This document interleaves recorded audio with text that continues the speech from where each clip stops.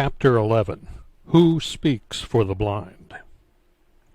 One morning in the late 1950s, a real estate developer named Albert Fawcett telephoned me and asked if I would cut the ceremonial ribbon and make a few remarks at the opening of his newest project, the Broadmoor Shopping Center. Candidly, Fawcett told me that he wanted to ask the governor to cut the ribbon, but he thought Orville Faubus might be too controversial. Fawcett laughed and said he had subsequently selected me because I was the most non-controversial person he knew. Of course, I helped Albert open his shopping center, but his comments underscored a common misconception about those who engage in helping the blind.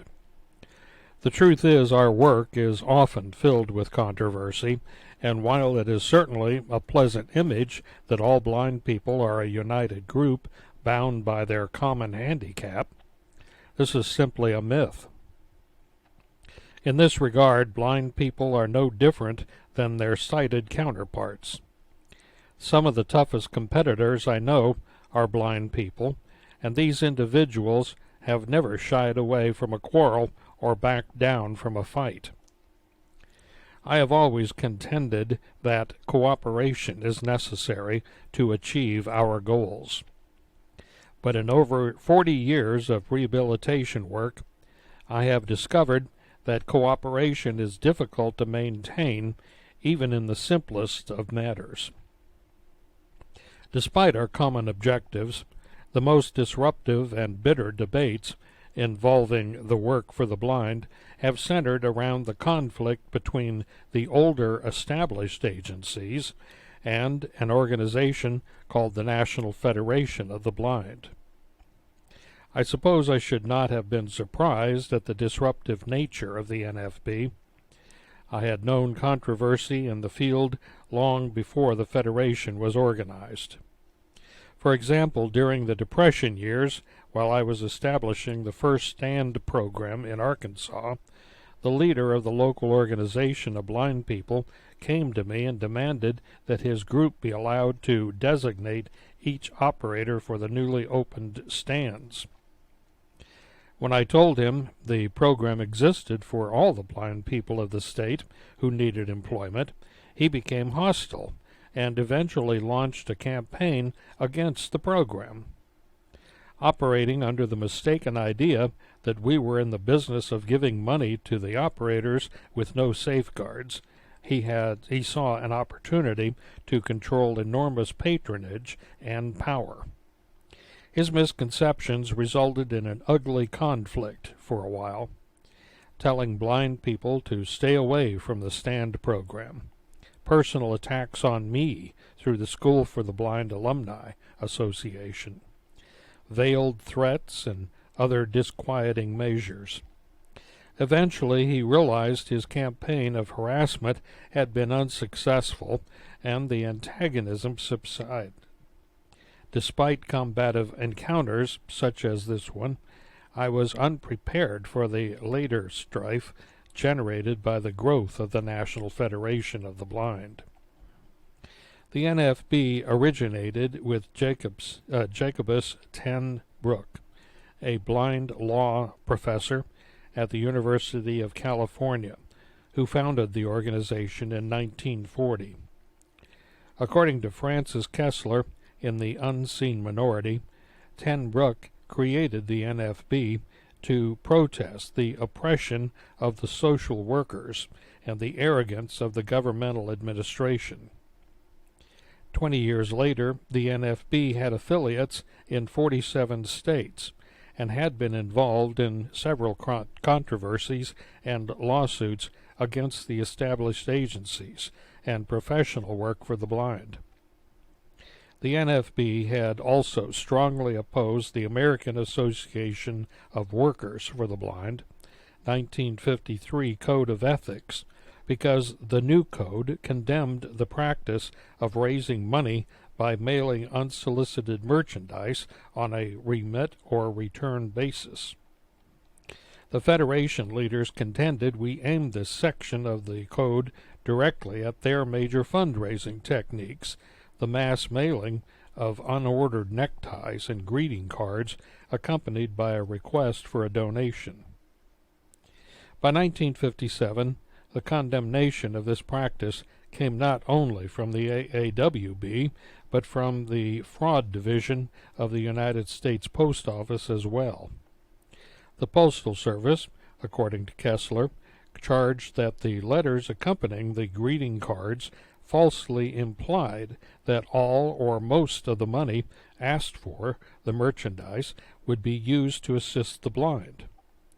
In truth, the NFB only received about 15% of the money from each sale, with the remainder going to a profit-making company called Federated Industries of St. Louis. As a result of the AAWB condemnation and the Post Office investigation, the National Federation of the Blind became a paranoid organization, seeing enemies everywhere, especially among other groups involved in assisting the blind. When Dr. Ten Broek died in 1968, the presidency of the NFB passed to one of his most militant followers, a blind individual and outspoken former field organizer named Kenneth Jernigan. A talented and ambitious Tennessean, Jernigan held a bachelor's degree in social science from Tennessee Technological University and a master's degree in English from George Peabody College in Nashville. In 1958, Jernigan became the director of the Iowa Commission for the Blind, which during his 20-year tenure he used as a base of operation for the Federation's activities.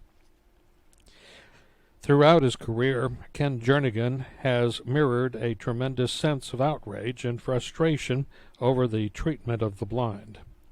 He blames government agencies and various private organizations for a lack of genuine advancement by blind people.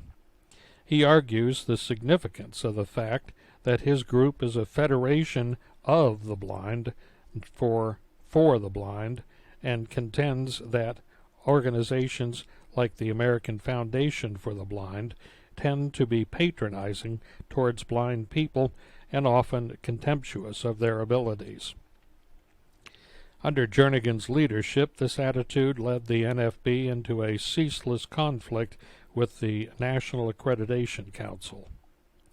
Accusing NAC of threatening the job security of blind workers and claiming that the accrediting agency wanted to destroy the NFB, the Federation launched a campaign of harassment utilizing tactics of mass protest that gained credence with other dissidents in the Vietnam era.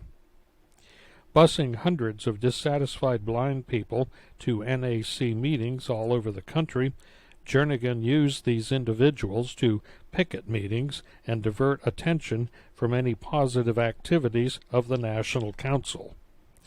I first encountered one of these demonstrations at a NAC conference in Chicago in the late 1960s. Standing on the sidewalk, listening to the picketers chant and shout abuse at those trying to help the blind, I realized that for the first time I felt embarrassed for my own profession. I had traveled all the way from Little Rock to work with the accrediting agency on some projects I knew would benefit hundreds of visually handicapped individuals, only to be met by an irrational media-oriented temper tantrum staged by a group of blind people. Picket lines and media protests were not the only weapons in the NFB arsenal.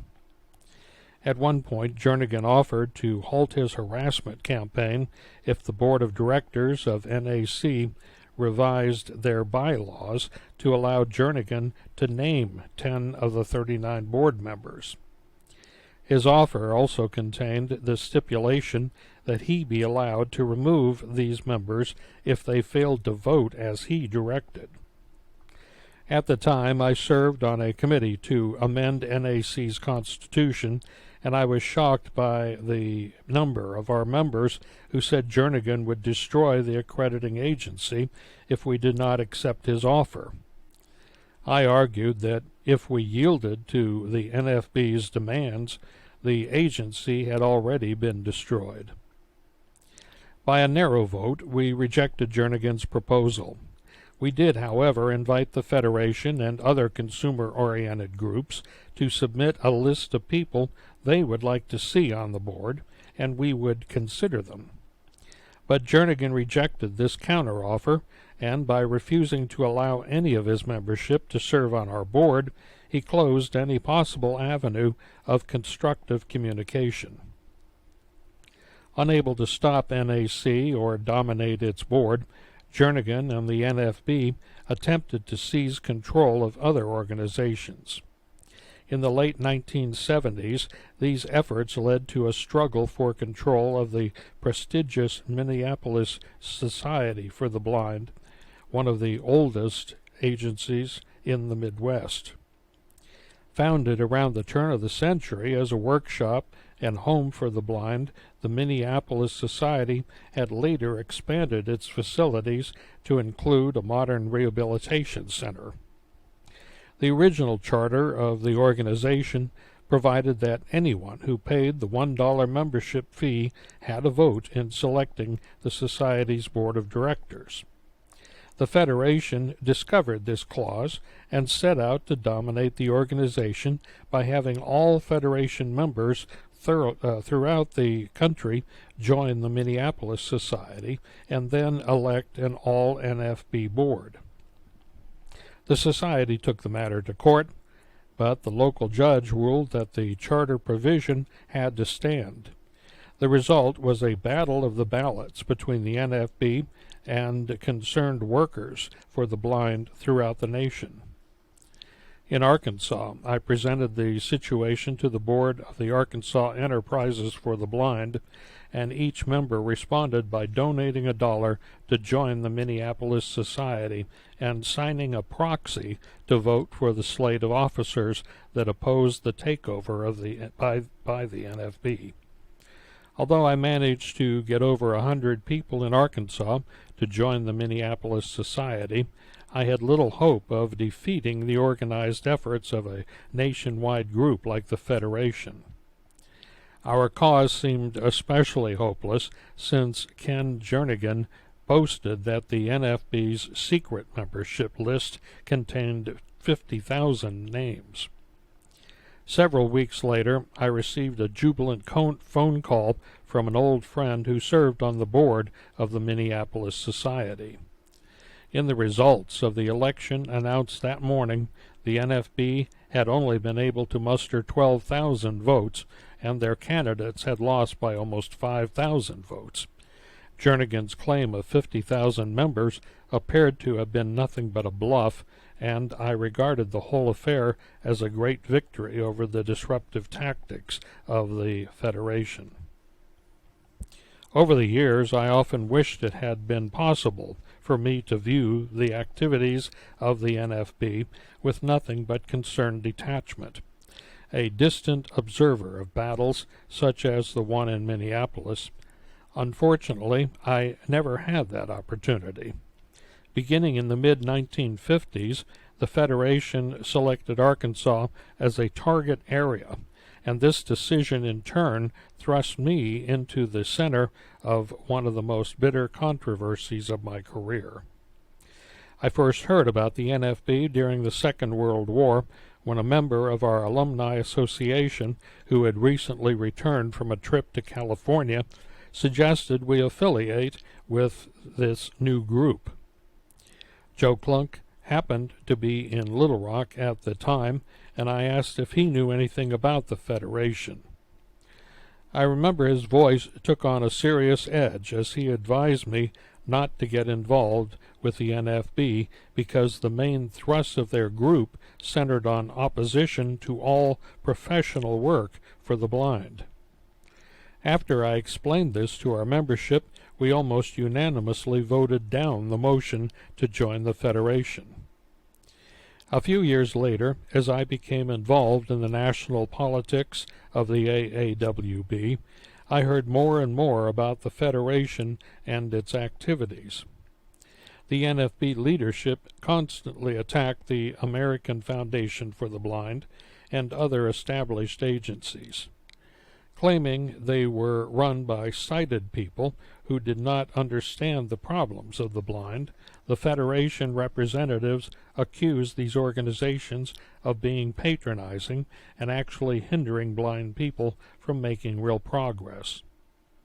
Since I vehemently disagreed with this position, I was delighted when, in 1951, I received an invitation to participate on a panel in response to a speech by Jacobus ten Broek at the annual convention of the National Rehabilitation Association at Los Angeles. The panel included the executive director of the AFB and the chief of services for the blind in Washington. The participation of these men indicated that Jacobus ten Broek had definitely made waves among those concerned with the welfare of the blind. Almost as soon as Dr. ten Broek began his talk, I realized why he drew so much attention.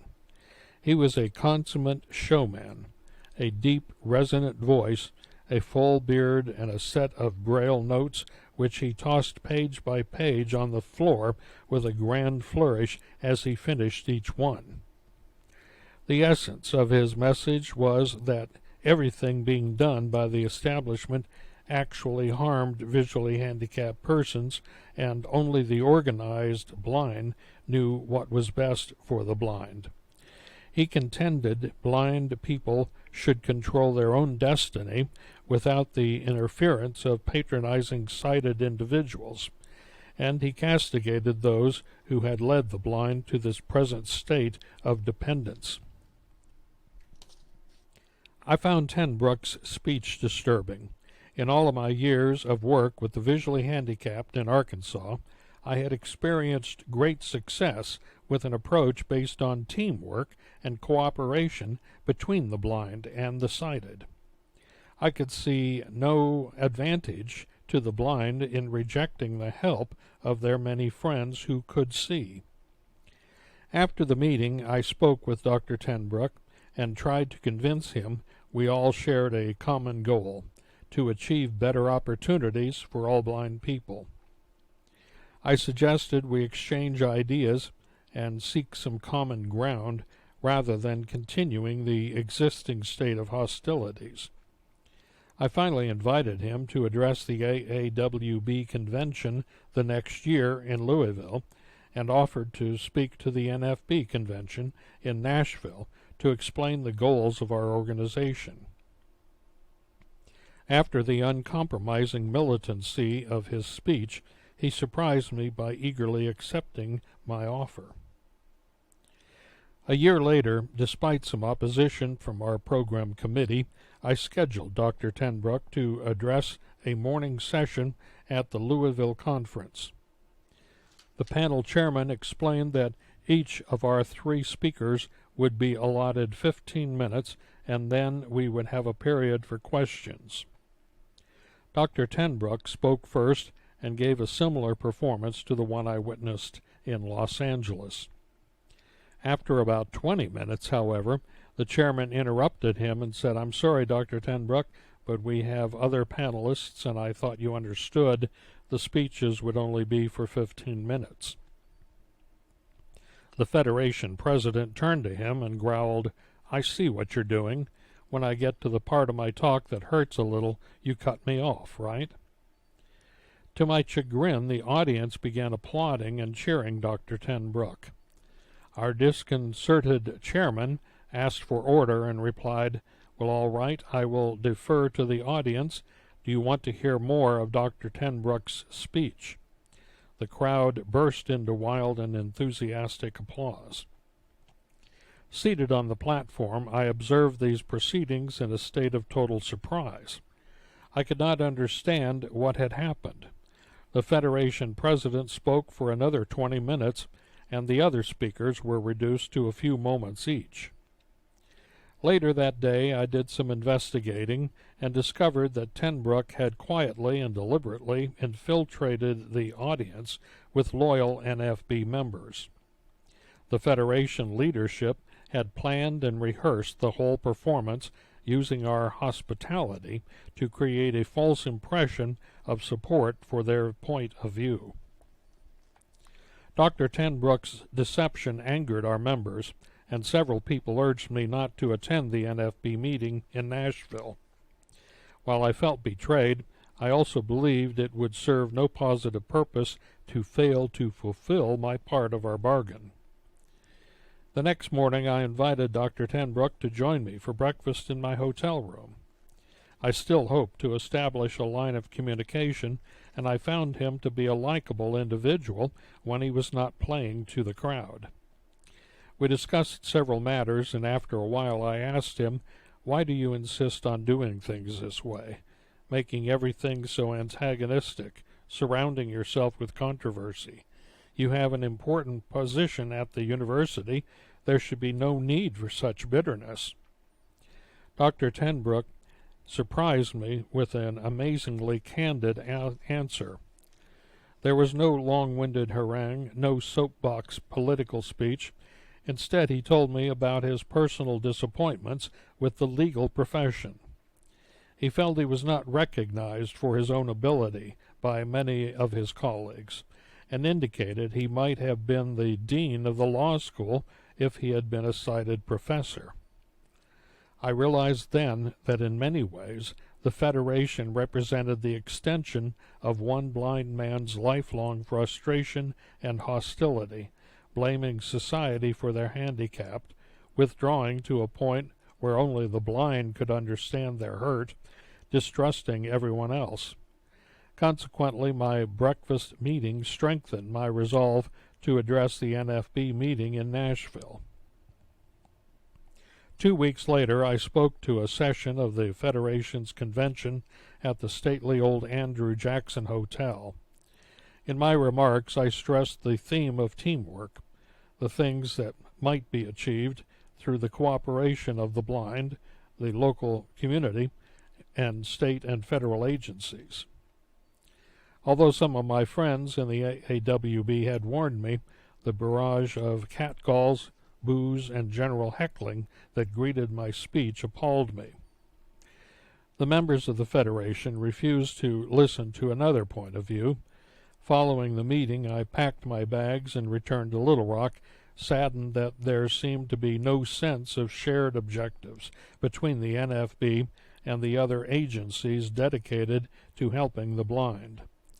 Unfortunately, I had to go back to Arkansas and discover how wide this breach had become. Several weeks after the Nashville fiasco, an NFB organizer named George Card appeared in Little Rock and began efforts to form a Federation chapter. Focusing his recruiting efforts on the more than 30 stand operators throughout the state, Card promised these people that if they joined the NFB, the organization would restructure the program so they could own their own stands. Card also promised several of them what I regarded as pie-in-the-sky ideas based on the philosophy that society can never pay a sufficient debt to the blind. But since the operators already had their own association, Card failed to convince enough people to shift to the Federation. Card had more success with the Arkansas Braille Club, a social organization designed to give the blind a sense of belonging and to provide a program of organized recreation.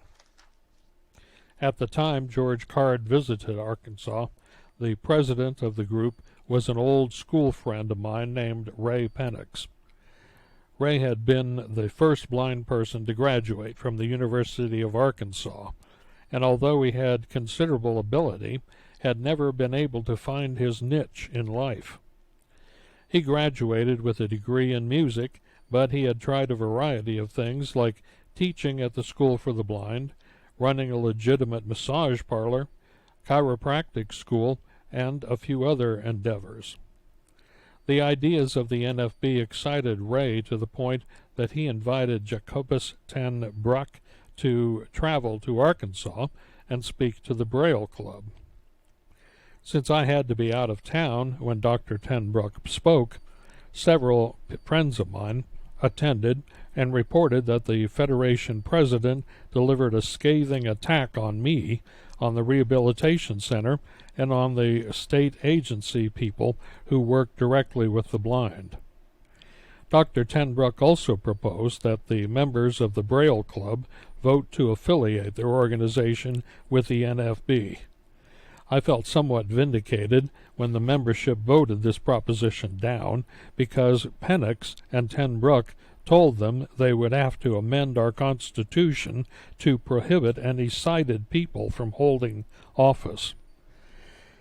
To their credit, my friends in the Braille Club had always had a good relationship with their sighted members and saw no need to close the door on them.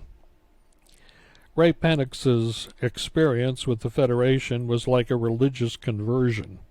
He resigned from the Braille Club and recruited enough people to found the first chapter of the NFB in Arkansas. Once established, the local chapter then devoted a tremendous amount of effort to discrediting the AEB Rehabilitation Center in Little Rock. In Louisiana, for example, they discovered that the state had spent over $200,000 in rehabilitation fees for instruction in Little Rock.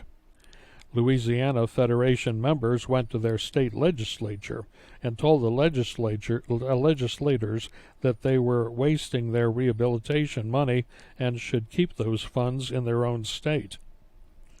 The NFB even started spreading rumors to the effect that we used drugs at the center and that I had become wealthy by exploiting the blind people of Louisiana and other states. I finally confronted Ray and asked him what he wanted. When he indicated he wanted my job, I told him there was no guarantee the center's board would select him even if I resigned, which I had no intention of doing. He said that even if he failed to get the job, the Federation would bring someone from out of state to do it. "Roy, don't you see," he pleaded, "it's for the good of the Federation." I stopped myself from asking Ray about the good of the blind people we had been serving for so long and let the matter drop.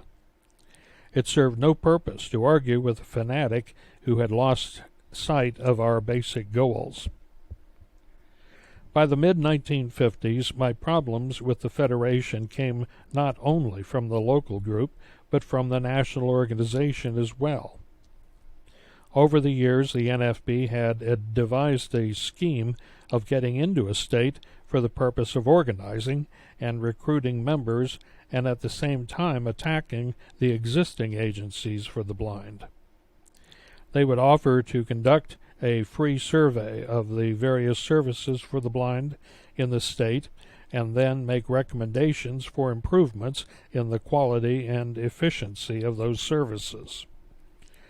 These surveys gave the Federation a respectability the organization would not ordinarily have received. Early in 1955, I received a letter from Arkansas's new governor, Orville Faubus, informing me that a team from the National Federation of the Blind would soon be in Little Rock to begin such a survey. I had never met the governor, but I did know his executive secretary, Arnold Sykes. Arnold had been a young county clerk when we opened a vending stand in Paris, Arkansas, and I phoned him to find out why the governor had turned to the NFB.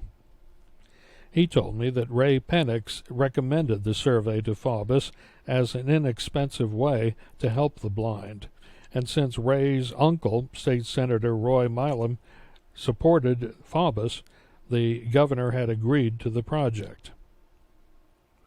Arnold also informed me that since our center was not a state agency, we were not obligated to cooperate with the survey.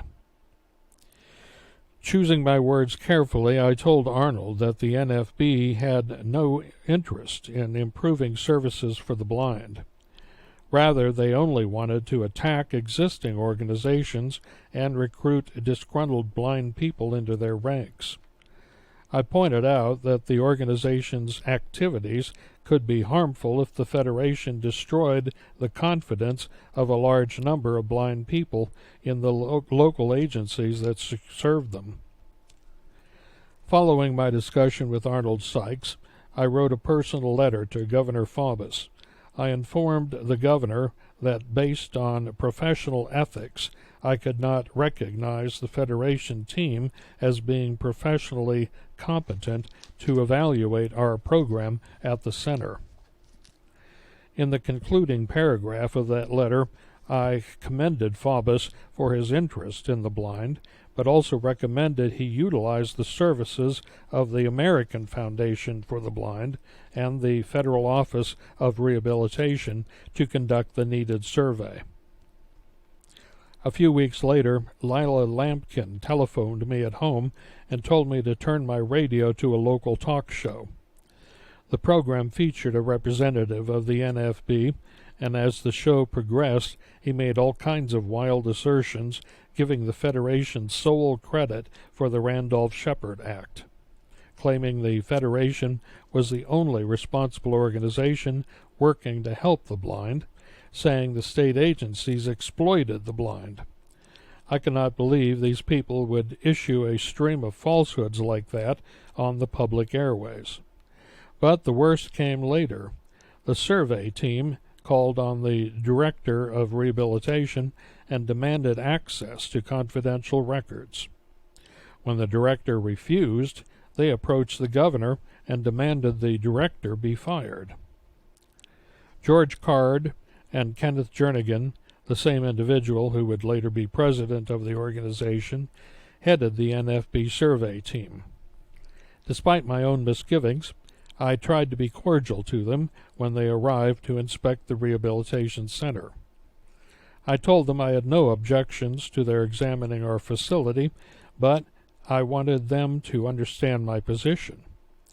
Then I had Lila read them the letter I had earlier written to the governor. Card and Jernigan became so furious they stormed out of the center without completing their survey. This anger surfaced again when they released their final report of 80 pages of mimeographed material, with almost a quarter of it devoted to personal attacks on me.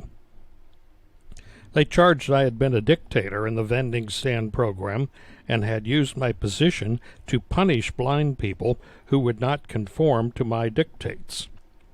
The report also implied that during the war, $10,000 had mysteriously disappeared from the agency. A reporter for the Arkansas Gazette, the state's largest newspaper, telephoned me for a reaction to the report. I had known him since my city council days, and I felt relaxed in talking with him. I gave him some background on the Federation, and in the course of our conversation said, well, they, the NFB, are just another vicious and unscrupulous pressure group. The story that appeared in the paper contained that statement, and although I suspected the quote might cause trouble later on, by that time I had more serious matters on my mind. The Federation spent hundreds of dollars to distribute its report. Using a mass mailing technique, they circulated the document all over the state, to lawyers, doctors, state legislators, librarians, and to anyone they felt might influence the direction of the work for the blind in Arkansas. At first I didn't think anyone would pay attention to the report, but one day my brother-in-law stopped by our house to recount a conversation he had overheard in a local drugstore. A Little Rock physician had asked his companions if any of them had ever heard of Roy Kumpe. Well, he's a terrible individual, the doctor had said. He's exploiting the blind. I just got this report in the mail. It was written by some concerned blind people, and I tell you, something ought to be done about this Kumpe fellow. I realized then that some people were paying attention to the report, a document that libeled me and discredited my life's work. After a brief period in which I was almost unable to comprehend that this kind of sordid activity could be part of the work for the blind, I received another shock.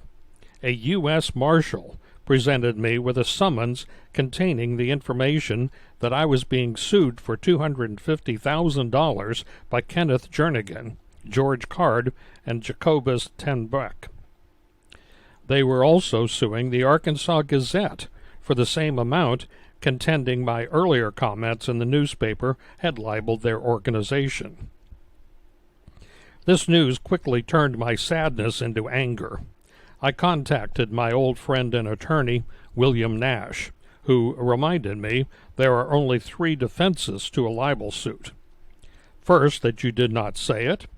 Second, you said it and they weren't damaged. And third, you said it and it was the truth. After reading the NFB report, Nash advised me to file a countersuit for $250,000 since I had been libeled and not the other way around. After filing my own suit, the proceedings dragged on for over a year.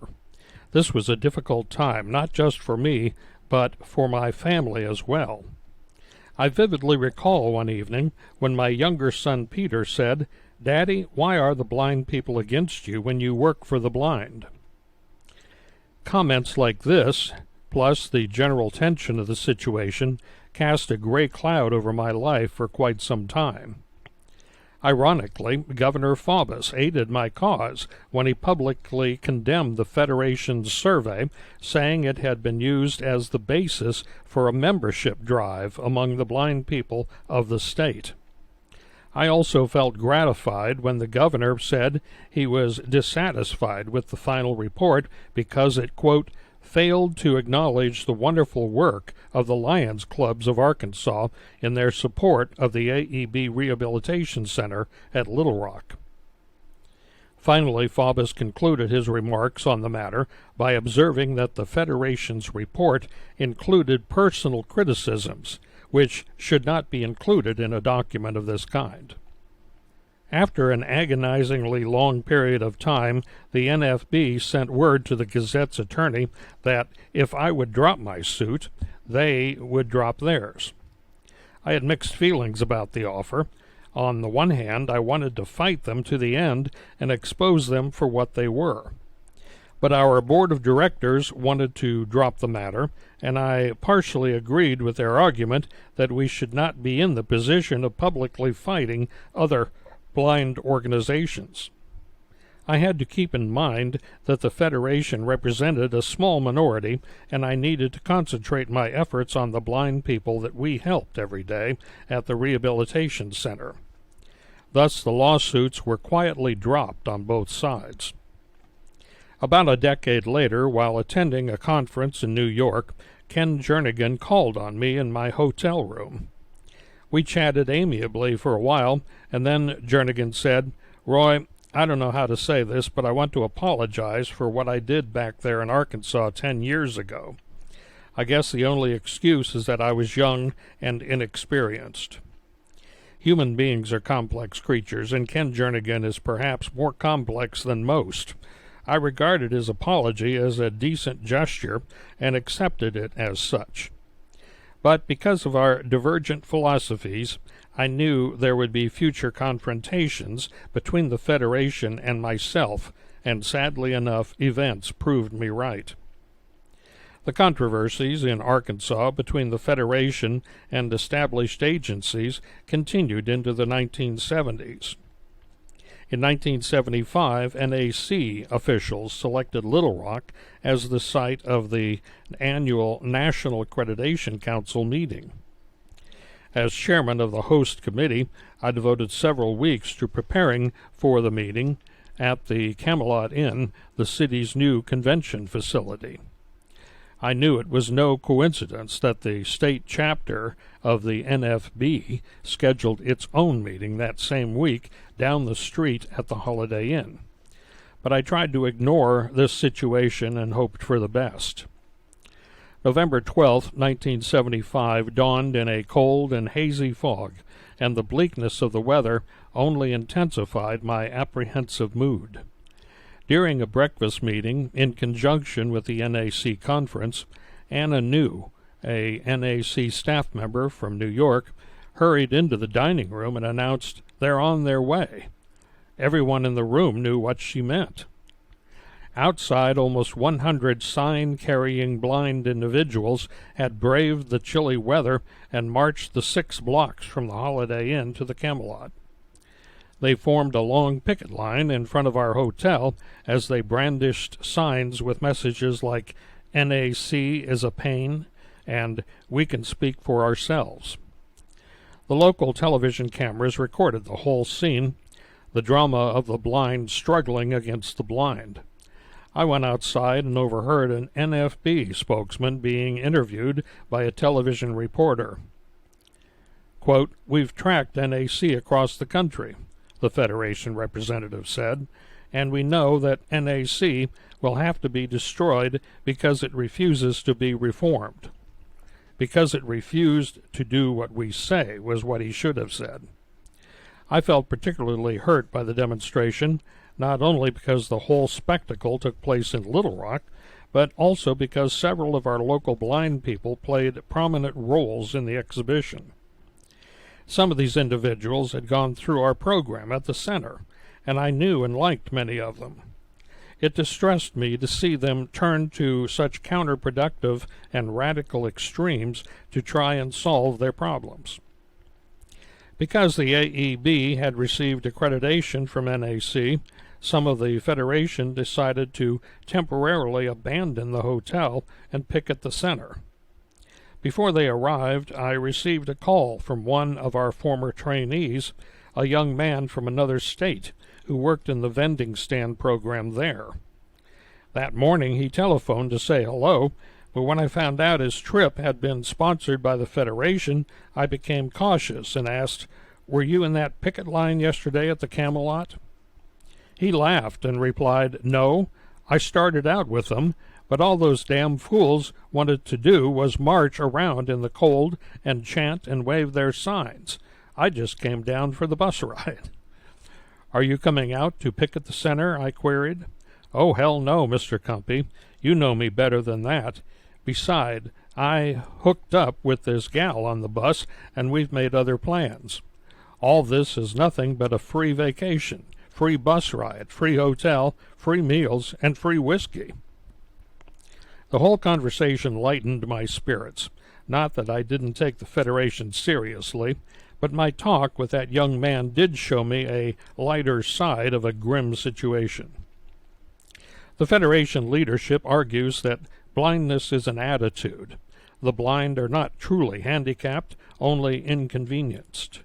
They contend that our biggest hurdle is changing the attitude of the sighted community, for when their attitudes change, then we will all be equal.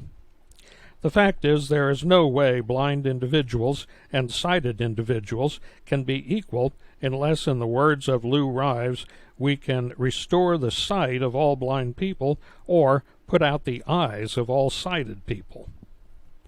Blindness is more than an attitude problem, and blind people are foolish to reject all help from their sighted friends.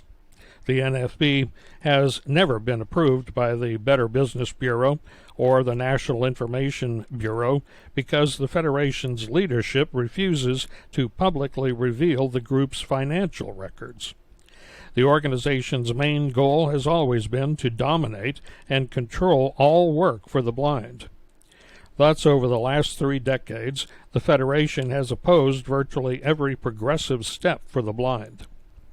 Far too often, their ridiculous charges and accusations have served to undermine the confidence blind people have in the very agencies that are doing the most to serve them. The NFB contends all established agencies harm the blind. But what do they offer as an alternative to these organizations? Very, very little.